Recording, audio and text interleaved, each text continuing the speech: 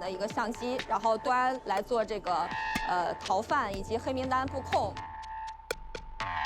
所以这整个大数据对一个人的行踪啊、行程啊，就是完全就是可以说了若指掌。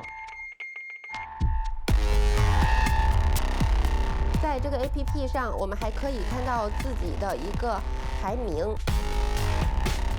开车如果是违反交通规则了，这个失信对家人呐，或者说孩子以后升学都会有影响。